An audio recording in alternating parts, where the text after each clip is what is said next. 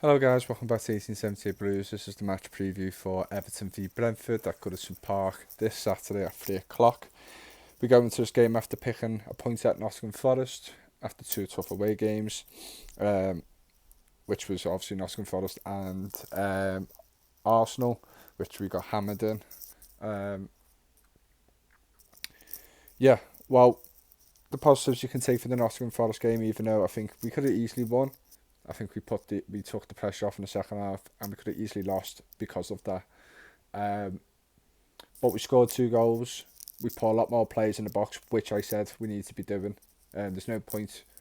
There's no point hanging on in games when when you don't push with anyone up in attack. You don't take a few risks going forward. I think it was right to put Godfrey back there, even though I think he was at fault for one of the goals. But it was better in terms of you can counter attack the pace. They didn't really counter attack with their goals. Nottingham Forest, it was kind of just it wasn't really a counter attacking type of goals they scored. It was just general play, and we just didn't pick up on Brennan Johnson. That was it. And I think with Brentford, especially if they have Tony, they're going to be. Well, he's obviously a very underrated striker in this league. He scored a number amount of goals. We know what's going on with his betting betting situation in terms of potentially could be getting banned. I was hoping he was going to be banned for this game, but you know what, Brentford without Tony have still got a proven record that they're really good, and they found a way without him. But if they lost Tony and didn't replace him for the season, they will be affected. There's no doubt about that. Tony's a um, he's just a very tricky player. He's quite similar, and I heard that he's like, I think someone made a comparison to him on TV about he's like Harry Kane. Just he's just not. He's not got the goal record to show for it, even though he has still got a decent goal record, especially with his penalties. So there's no point fouling someone in the box if there's a half chance for this play for the player for Brentford, because Tony will probably score that penalty. So you're basically just giving away a goal. So I don't want any stupid fouls. I want us to be similar to the game against Nottingham Forest, but just a bit more for the second half. Or just a bit more for the rest of I want both halves to be a level playing field for Everton. I want us to be sorry, that wasn't the right word to use, but just basically perform the same way in both halves. I know that's easier said than done, but there's you can probably play better in one half than the other, but we took our foot off the gas a lot in that second half against Nottingham Forest, and I thought that was dangerous by us. And it was proven, and we could have easily lost the game as well. So, yeah, we just need to be going into this with confidence that we have won two games out of three at home. We played against an Aston Villa side who are, well, just Aston Villa in general since they've come up, have been a bogey side for us. But yeah, mistakes led to them goals that game. I don't think Aston Villa particularly deserved that win, if you could say. Why I was so annoyed, because I just thought it was just points we thrown away. We rely on staying in games and doing stupid fouls like a Jessica and a Gay in the box,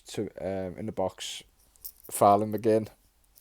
Just basically ended the game for us. So I think we need to stay in the game as long as possible, but we need to take a few risks, and we've showed the ability now that we can score more than one goal in a game.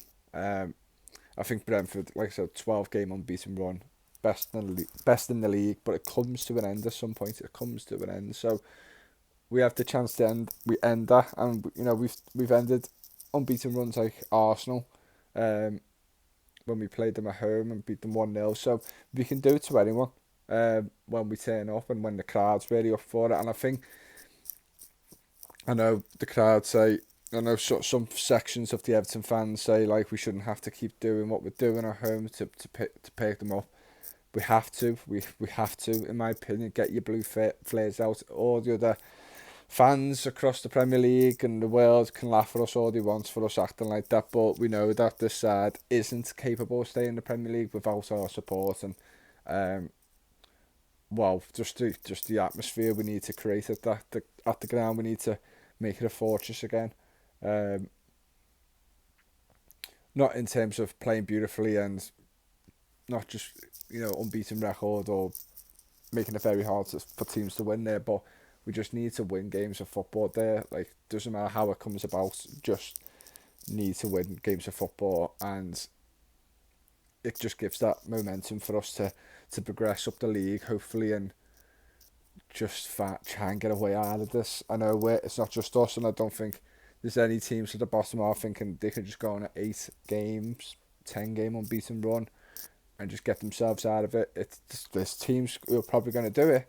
The teams who probably shouldn't even be down there in terms of who they've got in their squad. But yeah, we need to find something to be consistent on, and I think our home form is that. And if we pick anything away from home, it's a bonus. Even though I was upset with the Nottingham Forest match, but yeah, the lineups to me. There's obviously, Sean Dyche has had his press conference before. Dominic Calvert-Lewin is getting assessed, which isn't good reading to me, and I wouldn't involve him. I think it's a rush again, even though it's taking the piss of how long he's staying out for, and his injury record's ridiculous.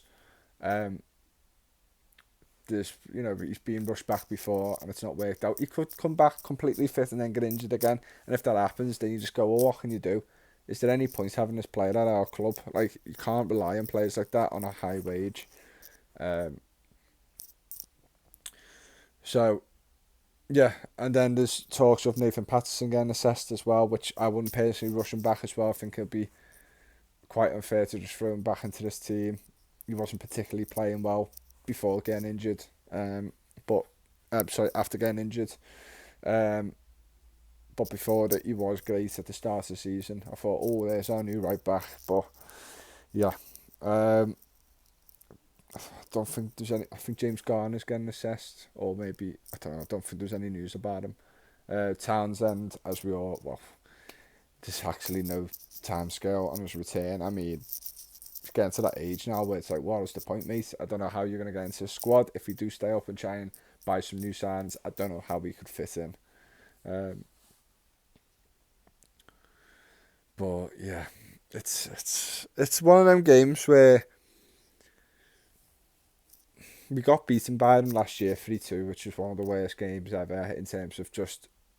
It was that with Burnley, which really made me set in my head that we was going down. There was no chance for us if you can't win a game like that of that magnitude against sides who were, Brentford at the time was just comfortable on the table. They had nothing to fight for, which can be more dangerous. Makes you more relaxed, play better and whatnot. But I thought what we needed to stay in that league and to get beat by them at home 3-2 and the way we conceded was just crazy.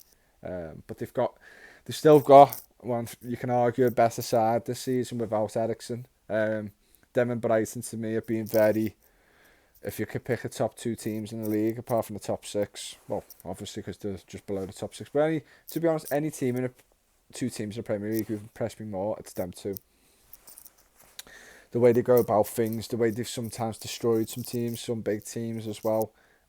Just the way they play and the way they have the unity and consistency in performances, even though if they do get beat, it is still about most of the time a decent performance, and you can call them unlucky. They're both fighting for Europa League, potentially Champions League, which will be crazy. And I'm quite jealous of them, to be honest. It just reminds me a bit of how we used to be, these 2 teams, and they've got an identity. They have a few injuries and they get over it, and they rely on other players, and they just have a real strong bond at the moment, both teams. I would say Fulham's up there as well, but Fulham normally do go down after the season, to be fair, so obviously it's been a great season for them, but I would judge them in the second, when obviously they stayed up now, but the second season in the Premier League, you normally play a lot worse, as we've seen in recent seasons, like Sheffield United. So I can't. So them two to me, Brentford and Brighton have been to me my two favourite teams this season. Even though I fucking couldn't, I was fuming when he beat us 4-1 Brighton. And obviously in this game, I don't want Brentford beating us at all. I don't want them taking any points off us. I wish them luck for the rest of the season. But 3 points to me is massive at this moment in time. I think there's teams are just above us, like Crystal Palace and whatnot, are starting to struggle with form. Um, it could drag them down, even though they've got quality players to get them out of it. There's teams getting dragged into it, and there's teams who are looking like they're getting off from the bottom half of the table or bottom five of the table, and then all of a sudden they get beat twice in a row and they're back in it. It's very tight at the moment. It won't make much difference in terms of what's going on. Obviously, a win for us is great. It's amazing, but you could have that, and then next week you can get beat, and other teams around you win, and it's back to the same scenario. But we still need to be in the fight for staying up. We need to be picking up points wherever we can. It's just on us. Shouldn't be focusing on everyone else. Like I said, regardless of what the results of saying around us, I think we need to just focus on us. It's our job to get out of it. If we don't win our games and we go down, it's our fault. We can't blame other teams for fucking up against other sides around us, conceding last minute winners against the likes of Southampton, stuff like that. We can't rely and hope other teams are going to do the job for us. We need to do it ourselves. These players need to stand up. I would go with probably the same team again, even though I wasn't happy with the Jusagana guy being in the squad. Still, he played not too bad against Nottingham Forest, but there's no one else you can put on there for now. I would do a 4-4-2, but there's no point me hoping it, because it's probably not going to happen. Sean Dyche is really sticking to his 4-5-1 formation. If it doesn't work, I think hopefully he's going to be bold enough and change the formation, and hopefully he's got that managerial experience and know how to get through a game when things don't look too rosy. Don't leave it for too long. I'm hoping we'll win. Brentford have every right to be confident in winning this game. Their away form hasn't been as good as the home form. And yeah, I think we have what we can. I think we have what it takes to beat a team like Brentford. I feel if we just get at them, make sure Tony's out of the game. They've still got the likes of Wissa, and Buemo. They've got some of them Danish players in there as well. I can't remember the names, but they've got attacking threat all over. Jensen as well, yeah, that was one of them. Yeah, even their wing backs are very good. What's his name? Oh God, his face is in my head and I can't think of his name. But their wing backs are very good as well. All over, they're a very good team. But we need to keep Tony out of the game. If we keep him quiet, I'll be quietly confident that we'll win this game.